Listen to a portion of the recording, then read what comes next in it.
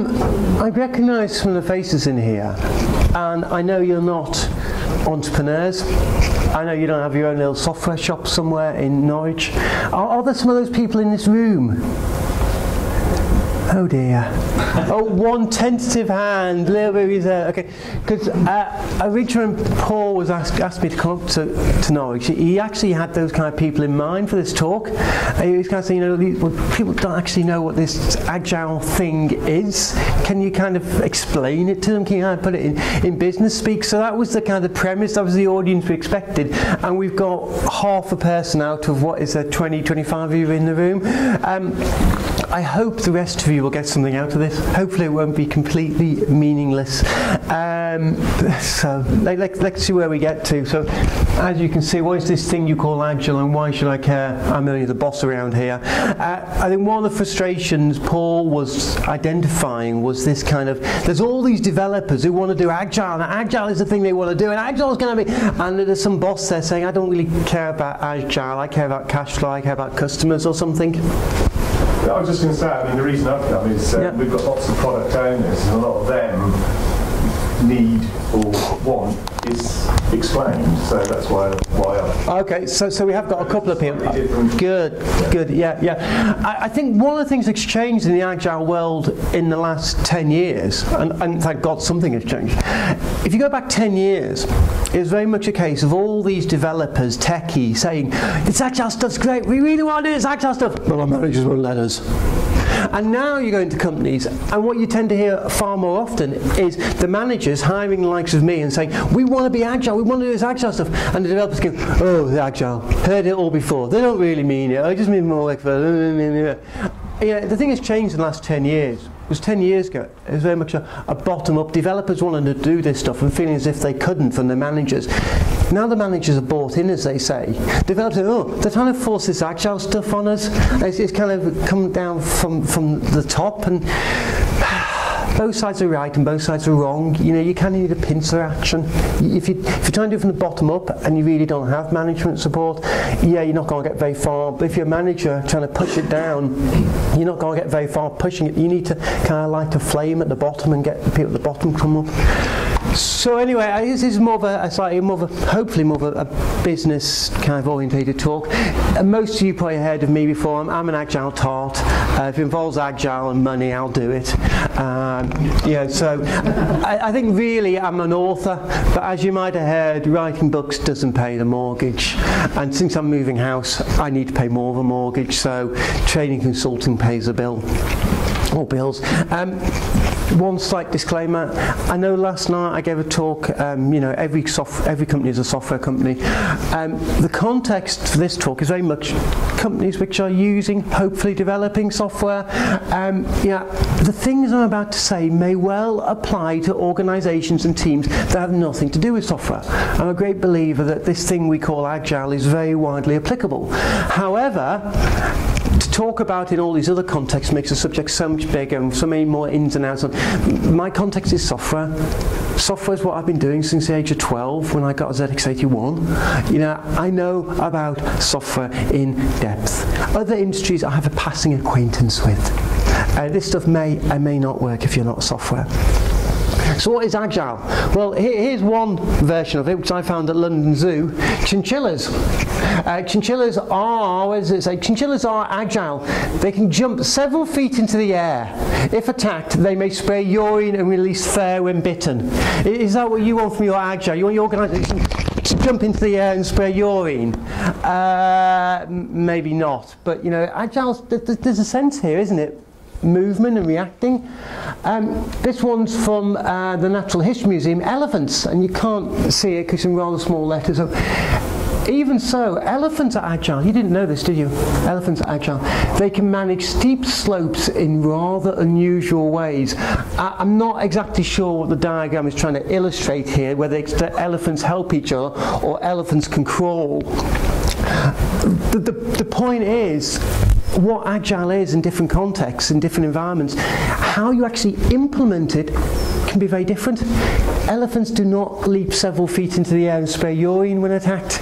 Both chinchillas and elephants are agile in their own way, in their own context, They have found solutions to problems, and those solutions involve some kind of reaction. I do think Agile is a bit like an elephant, but for other reasons. It's a bit like blind men at the elephant, and I think many of you may at times feel like you're blind men. And if you feel the trunk, you will say, Agile is a development methodology. And if you feel the ears, you might say, Agile is a business strategy. And if you feel the tail, you might say, Agile is a state of being. And maybe if you feel the leg, Agile is not waterfall. All too often, Agile is defined by what it's not. And if you're not something, that's a pretty broad space. It's not a very good definition, but it's probably the most common. The point is, this thing we call Agile, what you consider Agile depends on what you are looking for. Are you thinking about the business? Are you thinking about development? In what way are you considering this? Feel different parts of the Agile elephant, and you'll come up with different answers. If you're a developer, a tester, you probably think of Agile as a toolkit. And if someone says, are you Agile? You answer it by reference to all the tools in the toolbox. Testing, development, refactoring, time boxing, iterations, retrospectives, blah, blah, blah, blah, blah. And you probably say, well, we do retrospectives, we do iterations, not very good at testing development, we don't do time boxing very well, do a bit of refactoring, therefore I give us 8 out of 10 or 7 out of 10 or whatever. That's how techies tend to relate to Agile. If you're a business person, you don't give a damn about this stuff. What you care about is the state of Agile. Are we Agile? Do we respond to our customers? Do we deliver rapidly? Do we give customer satisfaction? Whatever other attributes you may want to attribute. Somewhere in the middle, and this is where you tend to find project managery types. They answer the question, are you Agile, by reference to which method they're using. Well, we're doing Scrum, therefore we're Agile. Or Rachel was just saying they do extreme programming, so maybe they're Agile. Or if you're in government circles, DSDM. Or maybe if you're in the Kanban group, you say we are middle managers, project managers, relate Agile to methodologies. Ultimately, this is what we want. These are tools for achieving this, and these are ways of achieving it. But this state, what is the state you want? You know, what I've listed here are the things which generally get talked about, and they kind of flow from the word Agile, but it's very difficult to object to these things. What would be more interesting questions, if you want to be Agile, what is it you don't want to do? Which bits do you want to leave behind? Generally, when it comes to what is Agile, I look at this guy, he's a professor at MIT, Mike Kasuma. Agility comes in different forms, I already said that. Basically, the ability to quickly adapt. That, I think, is the important thing. It's about adapting quickly. Anticipate and lead change. Agility affects strategic thinking, operations, technology, innovation, innovative product business. Different parts of the business use Agile in different ways. It affects different aspects of it. And finally, he says, I can't think of anything more important than building an Agile company because the world changes so quickly and unpredictably. Which is, you know, it's a common stereotype, isn't it? The world changes so rapidly. Things are changing all the time. Actually, there's a little bit of research that says we don't live in the time of greatest technology change. That was the 1930s. But for all intents and purposes, things are changing a lot around us. You know, it's about reacting to what's going on. One of the problems we have is here unpredictability. Agile's largely set up about responding to unpredictable stuff. It's about responding to change. It's about delivering rapidly. And particularly in a corporate environment, if any of you from particularly big financial companies, what they tend to want is predictability. They hired some analysts, some consultants, whoever, who wrote a great big document, and they now want this great big document. And they've got a number, a date, and a number tells you how much it cost, and they want it predictable at the end of it. Now you can use the Agile toolset to deliver that document and all that stuff in a way that's perhaps better than waterfall. But actually you're perhaps not getting the full benefit of Agile, because Agile is really orientated around unpredictable. However you use Agile, I think there's 3 basic advantages. Agile increases your return on investment, and we're going to prove that to you. Agile reduces risk, and we're going to prove that to you. And Agile creates options. When you start working Agile, your options open up. It's opening up the options that allows the flexibility. If you don't have options, you don't have flexibility. Remember a couple of years ago there was that big palaver, the BBC cancelled the digital production project. Do you remember? It peaked at £100 million the BBC wrote off. How do you write off £100 million? How do you get to £100 million before you decide to cancel it? Surely somebody should have realised that 50 million or 25 million or maybe 5. But when you've sunk 5 million into something, who's going to say, no, we got it wrong? Because 5 million is going to be pretty embarrassing. 5 million is going to get you in the Daily Mail, isn't it? 25 million is going to be more embarrassing. 25 million is going to get you in the Daily Mail, the Daily Express and probably the Telegraph. 50 million is going to get you on the front pages of those papers and the Times and the FT. 100 million. If you spend 100 million on a project, how can you stop it? You're going to be on the front page of those papers and people, BBC. You know, it took a new Director General to say we're not going to do that. When you're working Agile, you should be constantly saying, are we continuing, are we stopping, are we doing something different? If you get to 5 million, you've got nothing to show for it. You should be bailing out, you should be changing direction, you should be course correcting. When a team can't deliver regularly, and by regularly, 2 weeks is as good a number as anything. If you can't deliver regularly, then what's happening is periodically the team are going to the business, or the business is saying to the team rather, are we there yet? And the team are saying, no, we need some more money, we need some more time. And time goes by and money goes by. And they say, are we there yet? I said, well, we're code complete, we're feature complete. And we spent all your money, we spent all the budget, and we spent all the time, but we haven't got these pesky things called bugs and change requests. So can we just have another few months and another $250,000, just another 6 months, another $250,000 and come back?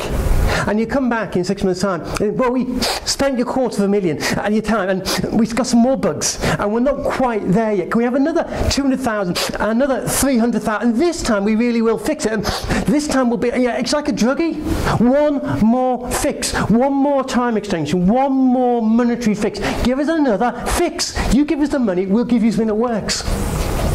Every 2 weeks the business says, are we there yet? And you say, we're not quite there yet, but if you want, you can take the thing we've got and you can do whatever you like with it. You can cancel us now. You've got no sunk costs. If every time the business say, are we there yet? You say, no, and the money you've spent, there's nothing to show for it until you give us another fix. What kind of option is that? What kind of manager wants to go to his superiors, to his board, and so I say, we spent a load of money on something.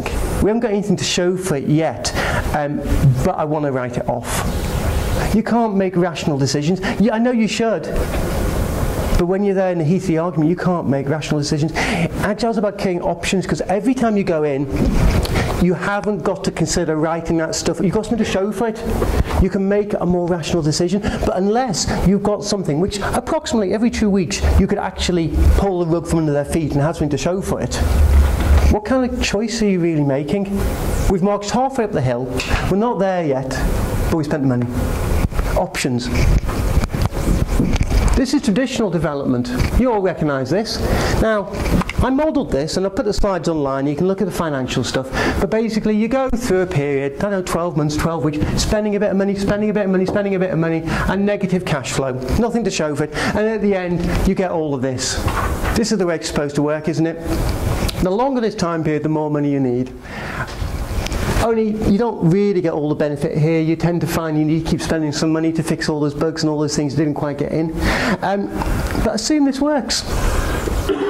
I've modelled this at costs of $50,000 a month and $1 million of revenue at the end. And on that calculation, Excel tells me the NPV is £373,000, which is good, isn't it? 37% return on investment. Except if you do it iteratively, And maybe at the beginning there's a period of time where you don't have anything to show for it. You spend some money, you have some negative cash flow, but you get a bit of benefit, and you get a bit more benefit, you get a bit more benefit, and you build up to, say, $1 million of benefit. All this time, you've been earning some benefit. Putting some revenue into the calculation. Suppose you get $90,000 a month, extra revenue each month. Now your MPV goes to 5 million. You can model this with Excel. You don't have to use my numbers. You can plug in your own revenue assumptions here.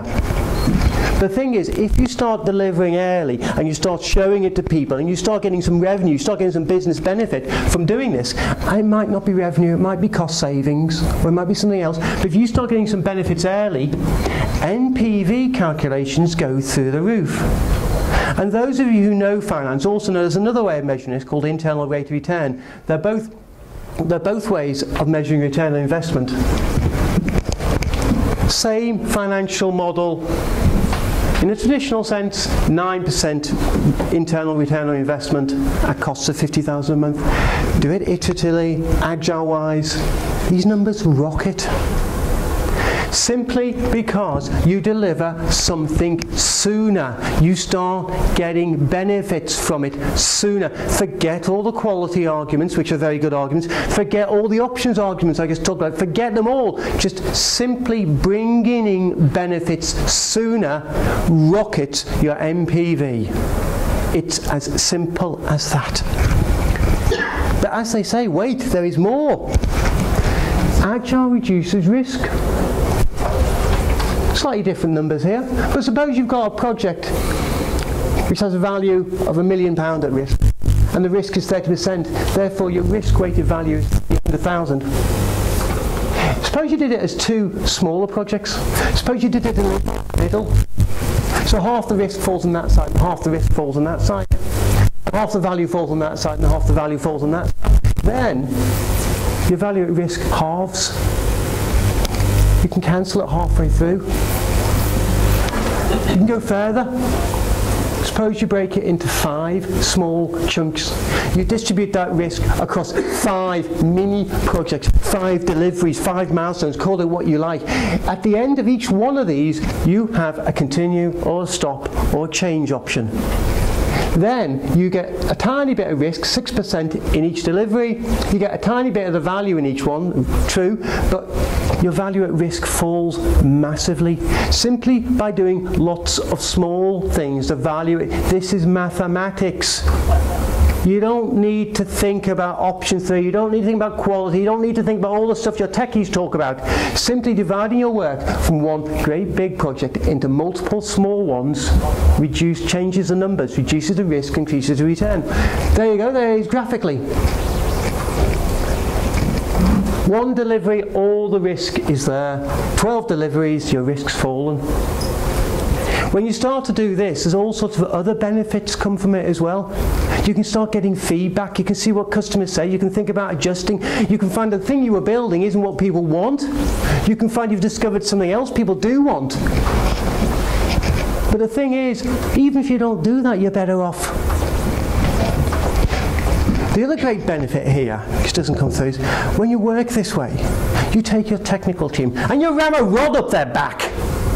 And if they can't deliver regularly, every 2 weeks for argument's sake, if they can't deliver every 2 weeks, how long are you going to give them? 3 weeks, 4 weeks, 2 months, 6 months, a year? Just when do you say you ain't delivering something? By ramming a rod up their back, you force them to be good. I say, allows for feedback, allows for course corrections, allows for early cancellation. Simply by being able to cancel the stuff that is not delivering, you'll save money. Back to our BBC project, 100 million. Suppose they'd been trying to work this way. Suppose they, 100 million, sorry, suppose they were spending $1 million in iteration, $1 million every 2 weeks. After the first 2 weeks, they deliver nothing. I suppose that's okay, isn't it? 2 weeks in, they delivered nothing. Yeah. 4 weeks in, they delivered nothing. Well, it's a big project, isn't it, digital production? 6 weeks in. 6 weeks. Yeah, okay. 8 weeks. When are you going to stop them? You're going to wait 2 years? you can cancel it sooner because it becomes clearer that it's not delivering. And simply by having less lost revenue, fewer failed projects, you'll do better overall. So the mantra is, fail fast. In order to fail fast, you've got to fail cheap. You can't fail expensively because your career will be undermined. Let's put it bluntly, if you're the manager who has to go and say, we spent 100 million on digital production and I recommend we cancel it, you're probably going to get one of those nice BBC severance packages. Because in a scheme of things, 100 million, who's going to notice another £100,000? At that point, you may be able to salvage something. True, as Rachel was saying before, your developers have learned something, your techies have learned something, you as an organisation have probably learned something. There might be some code in there you can salvage from another project. There might be something else you can salvage. But if you don't fail fast and fail cheap, you'll never get to salvage. What we're starting to get towards here is a realization that software development does not have economies of scale. All of you, whether you realize it or not, have grown up assuming economies of scale. If you go to, is it Tesco's or Sainsbury's, whatever Tesco local is down here, you expect that if you buy a 4-pint carton of milk, it will be cheaper per pint of milk than if you buy 4 1-pint cartons of milk. You believe that, don't you? And you see it every day you go to Tesco's or Sainsbury's or whatever. And I do too. Milk is cheaper in large cartons. Software is not. Software is the reverse. Software is cheaper in small cartons. Each carton will deliver benefits sooner. Each carton will reduce the risk because you've got options to change. You've got quality dynamics going on here. Software development does not have economies of scale. It has diseconomies of scale. Those of you who've worked in software teams will all remember when you've worked in those small tight teams and there's 3 or 4 of you and you're communicating really efficiently and all pulling together, and that can be really super effective. And when you've worked on a team of 20, 30, 40, I once worked on a team of 120 people, we did rail track prioritisation. Your efficiency is in the can. Yeah. If you look at the statistics, the least productive software projects are military projects, which are also the biggest projects. It's not just that they're military and all that safety stuff, it's that they have so many people. Software is cheaper when you buy it in small cartons. Buying 1 carton of software at a time is cheaper than buying 4 pints of software in one go. And you've reduced the risk. If a bit of this milk is off, you've got a milliliter of milk that's off. Here, the whole milk is off. If you've got a bug in your milk, all 4 pints is off. You've got a bug in one of these cartons of milk, you lose 1 carton. You carry on. You're not putting the whole thing at risk. If things go wrong, it's easier to correct, it's easier to carry on with what you're doing, it's easier to find the issue. It's small, it's cheaper, and it reduces risk. This is too good to be true, isn't it? Yeah. So, what you need to ask yourself is, what do you want? What do you really, really want? Because we need to get small. We need to think small. With software teams, you need to get smaller and smaller and smaller. Because when you get smaller, you can get faster. You can start pushing out 1 pint at a time. This is really badly positioned. Small to get fast, quick to market, quick to respond. Responsive to your customers. If you try bundling every customer request into a great big carton of milk, you're going to have to wait for the whole carton of milk to be delivered. Do you remember? Anyone got a milkman still? Oh, I'm impressed. Wonderful. You know, milkman, you bring just enough milk every day, don't you? And you fine-tune it over time. And it arrives and it's fresh. And you don't have to buy those 4-pint cartons of milk. The rest of us, we go down to our Sainsbury's local and we buy these great big cartons of milk, you know. And if you decide that you're going away, you can just cancel the milk. If I just decide that whim I'm going away, there's 4 pints of milk in the fridge. And if you want cream, you can just say to the milkman, I have to plan ahead. I'm less responsive because I have to buy it. You know, you've got milkman, you can just tune it. And they all have websites these days, don't they, milkman? You can change your order online, right? You can respond to your customers faster. Well, I just stand on the other side. Effective. You know, you want to be effective? Do you want to have high utilization? Do you want to be economic? Decide what it is you want. Do quality output. Do you want to satisfy customers? What is it you want? Which of these things do you really want? Because some of these things are contradictory. And it might just be that when we go back to the Agile Toolkit, something in the Agile Toolkit can help us with these problems. Some of the things you want are contradictory. Predictability and flexibility are contradictory aims. If you want all of your great big requirements document delivered by some date in the future for some cost, that is inherently unflexible. And if you want flexibility, you want to respond to your customers, you want to respond to changing markets, that is inherently unpredictable. Because what are your sales guys going to sell tomorrow? What are your sales going to be tomorrow? Next week? Next month? What deals is your company going to sign that's going to require your software?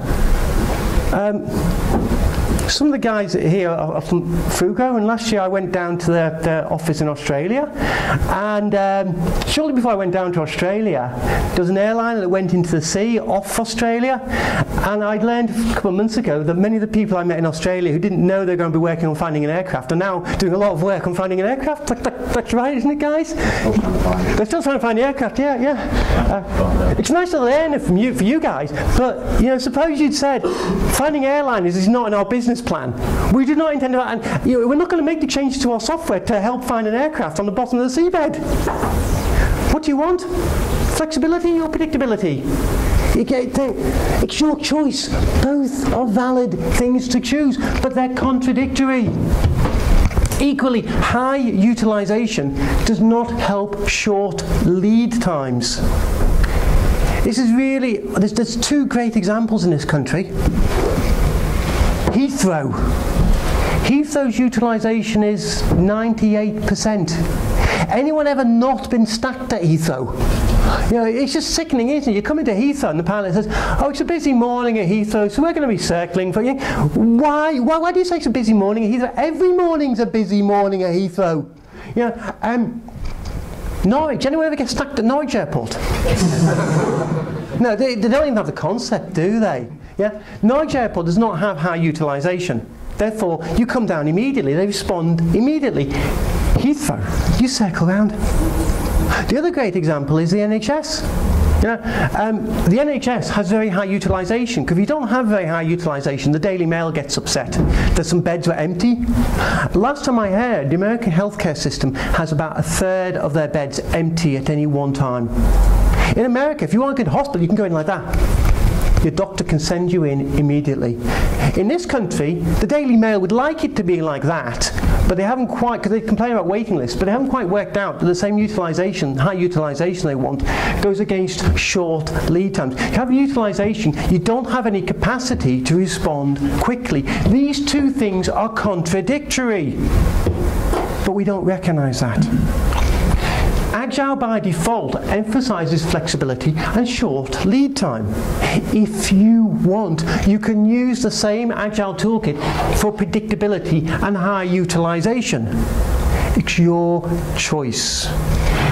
Most corporations will probably, without realizing it, try to use the Agile toolkit like that, but the people they employ, all those Agile coaches and advisors, inherently tend to go over here. It's why you have this kind of clash between the Agile culture and the corporate culture. And they haven't quite worked out, because every businessman you meet will value these things, won't they? As they say, the things on the right-hand side are more valuable than things on the left-hand side. We don't realize these contradictions. The other thing in software development, quality costs you. Bugs.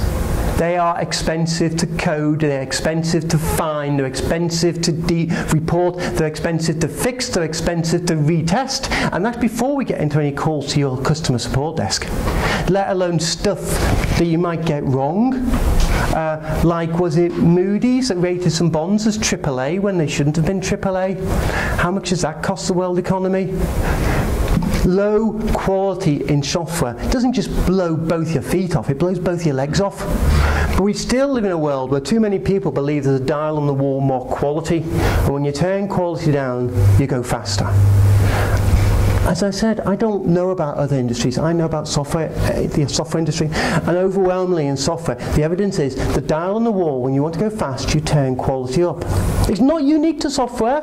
The silicon chip industry discovered the same thing about 1976. There was a guy at HP, what was his name, Anderson? He did a thing called the Anderson bombshell. The American chip manufacturers complained about the Japanese dumping, selling chips below price, and he said, look, I've done the analysis at HP. They don't have the quality problems we have. Every chip that rolls off the HP production line, for every chip that rolls off and we sell, there's one that rolls off to we bin. In Japan, they all work. A guy called Philip Crosby wrote a book called Quality is Free, based on his experience in the rocket industry. Same thing. The car industry has discovered the same thing, Toyota and so on.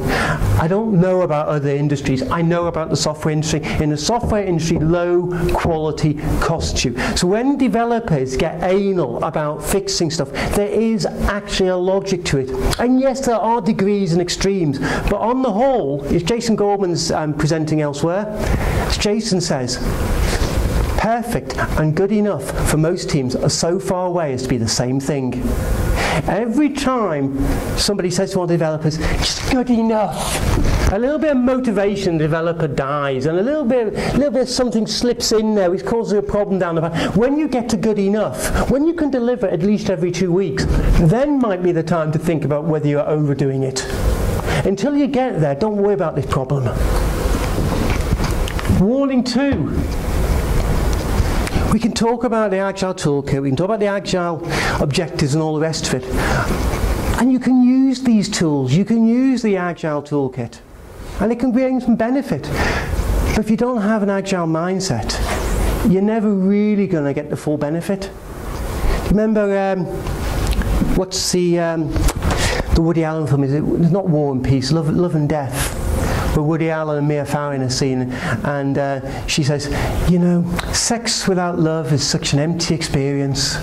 And Woody Allen says, yes, but you've got to admit, as empty experiences go, it's one of the best.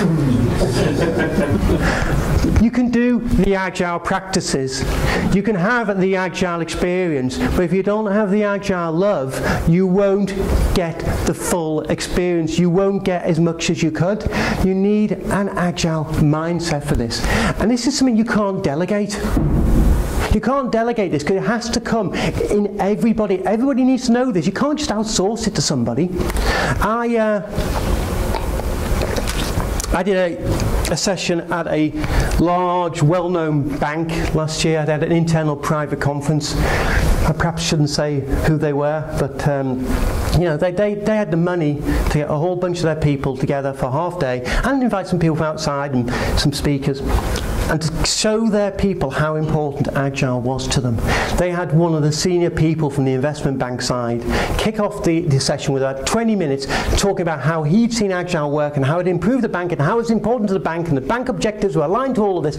And then they had a panel of 4 equally senior bankers who were really pushed for time. They had to shoot off as soon as they'd done their bit. And this panel of 4 people, each one of them gave 5 minutes on why it was important, how they'd seen it make a difference in their part of the bank. And then they took questions to the floor. So we had about 45 minutes and then 20 minutes of questions, about an hour. 5 really senior bankers. I don't know what their hourly rate was, but you know, we're probably talking a few million. That's before you get into bonuses. And they enthused people. And the first question from the floor was, I understand what you're saying and all that, it's all good, but we also have this directive from the bank that all teams should contain an offshore component and we should do some work offshore. How do you square this with the Agile idea of co-location? And at this point, the senior bankers raised their feet into the air and blew them off with both barrels. One of them said,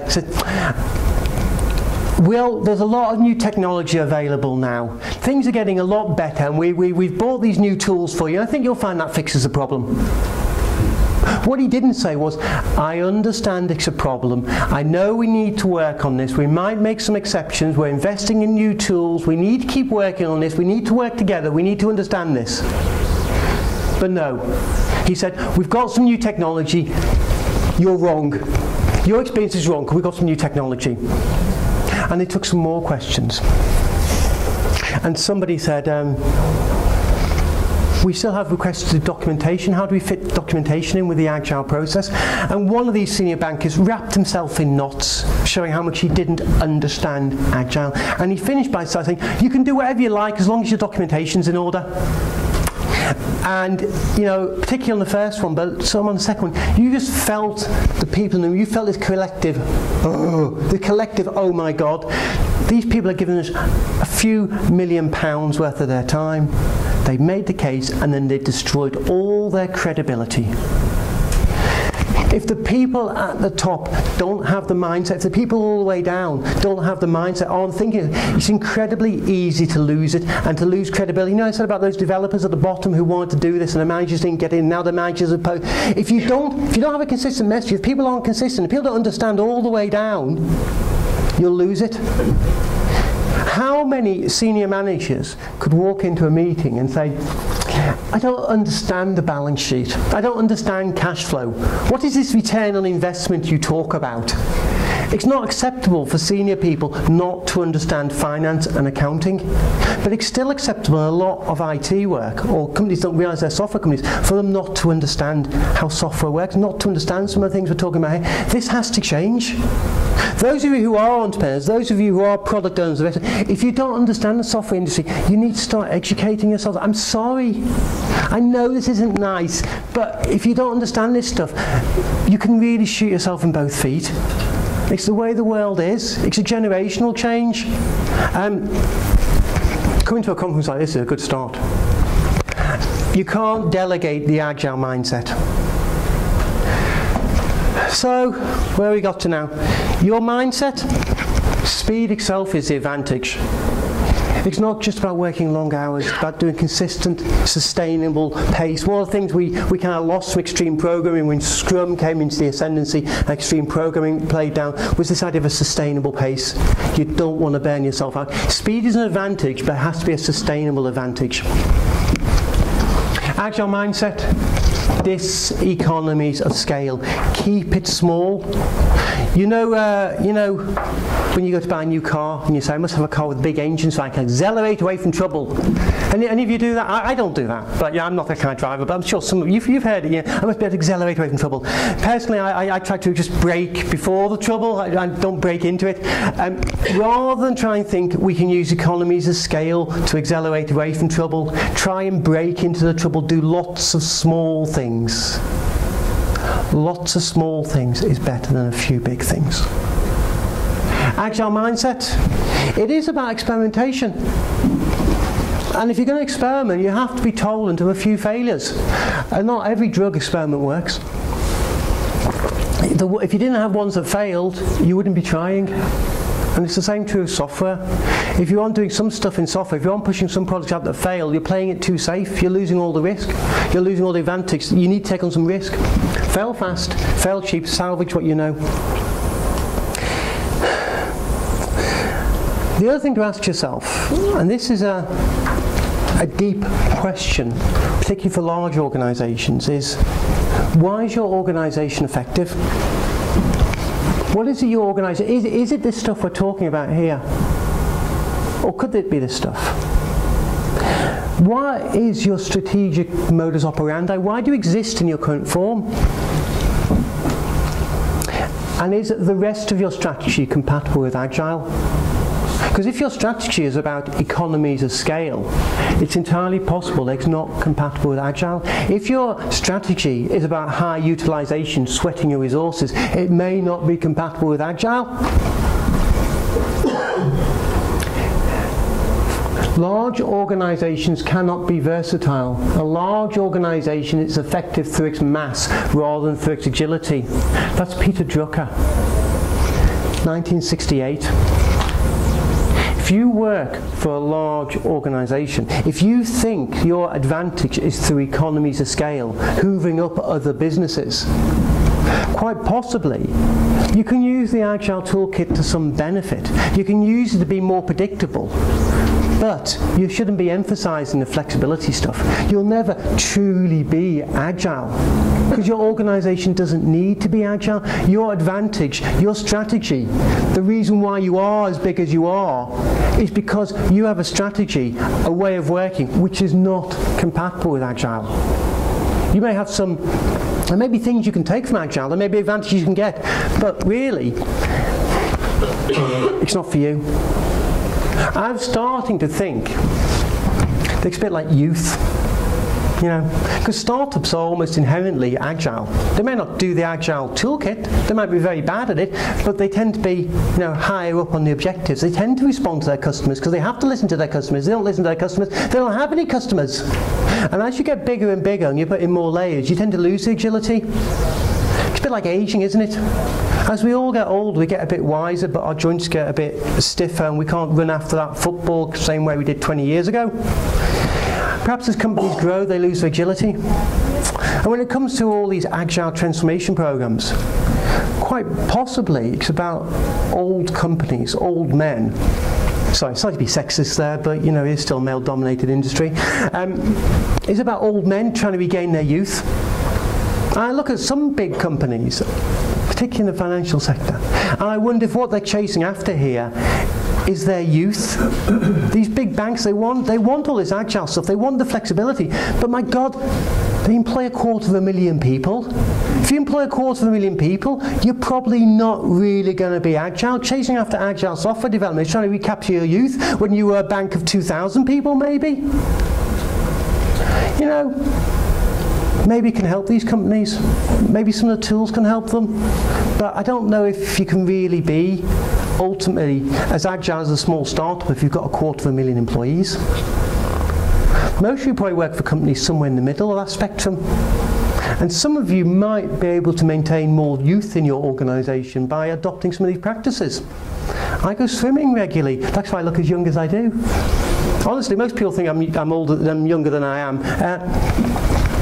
I exercise. Maybe if you exercise through agile practices, you can keep more of your youth as you grow older. It's worth a try, isn't it? If you want, I'll put these slides online. All the numbers to back up those graphs are there. But I don't want... Do you want me to bore you with numbers? No. So despite starting late, I've managed to finish. Am I slightly early or slightly late? Oh, 5 minutes late. That's okay.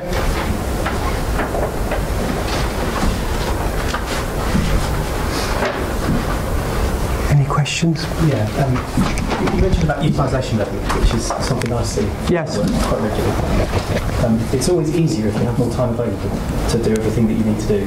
But what utilisation level do you think works best? Below 76%. Why that number? Well, you wanted a number, so I gave you a number. Okay, so there is a branch of mathematics called queuing theory, which originated at AT&T in the 1930s to model telephone exchanges. Queuing theory holds the answer to your question. 76% utilization is the number at which the simplest queuing theories start to create queues. A simple queue, assuming standard distribution arrival of work, standard distribution on throughput times, and one server, that's a queuing theory term, not a Microsoft server, although it parallels. Queuing theory allows you to see where you start to get queues forming. After above 76% utilization, with a simple system, you start to get queues forming, not because you don't have the resources to do all the work, but because the variability in the work causes queues to form. So go back to the airports. Has Norwich got one runway? Presumably Norwich. So as long as Norwich Airport is below 76% utilization, you will very rarely get queues forming. If Norwich Airport was suddenly get popular, where it's got one runway, one server, assuming the flight arrives standard distribution, and assuming it takes standard distribution time to land, once you get more than 76% of the possible flights arriving, you will get queues. When you get queues, you get longer lead times, you get less responsive. Given your environment, you probably don't have one runway, you probably have more than one server. Given your environment, you almost certainly do not take standard distribution to process jobs. A friend of mine, Schalk's, done some work on this, and he showed that the teams he was looking at, they had more of a logarithmic distribution. Some jobs took an awful long time, and most took a little bit of time. Your arrival rate possibly is standard. You have to model all these things. You have to go to queuing theory. Now, there's a problem with queuing theory. The mathematics is so complicated that once you get beyond simple queues, it almost becomes unsolvable. You have to actually model it. Now there are algorithms, there are models available, you can find all this stuff, but you have to go and model your environment. At the simplest level, 76%. Of what measure? What is the best thing? Your capacity. So the capacity to do work. So if you're working, suppose you're working at the story card level, your capacity to do stories, if you can do 100 stories a week, when you start to inject more than 76 stories a week into your system, you will start to find some stories take longer. Practically, you've been provided a lot to have talks of this kind of agile of big companies. So, from your perspective, what do you think is percentage roughly of companies being curious about agile, or companies being actually forced by the market to move into agile? I haven't got a clue because I live in an agile bubble. I mainly talk to people who are or want to be agile. I don't talk to the companies that aren't and don't want to be. And I also know inside any big company, they're not homogeneous. There's multiple teams. So name just about any investment bank, and I can probably tell you about a very successful agile team. And I can probably also tell you about unsuccessful agile teams. I can also tell the circumstances which may or may not create these things. A large company which is inherently agile throughout, I can't think of one. Dave, can you? You might choose like Amazon or Google. Oh yeah. So not in the bank. Yeah. So these are companies that are born into it. Yeah. So this is an interesting. In the media sector, almost every media company you can name is reasonably good at doing this stuff, because the media culture is inherently aligned with agile. When was the last time you put on the television and they said the 10 o'clock news will be 10 minutes late because we haven't finished writing it? In the media industry, things happen on a very rhythmic basis. People understand about cutting scope to get within the deadlines. So some media companies can get big and can do it. The Googles and Amazons of this world have been born into this way of working. It's the companies who predate it that have problems. And to use my aging analogy, it's quite possible that those companies will never make it. They may well try and regain their youth. They may take the drugs, they may take the whatever, the hormones, whatever it is, but they'll die.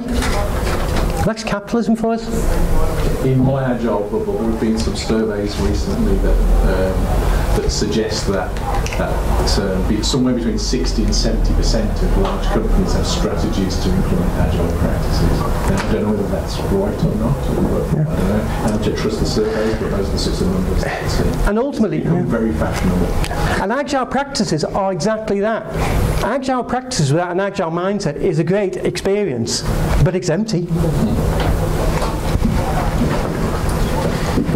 Thank you, guys. Go and have some lunch.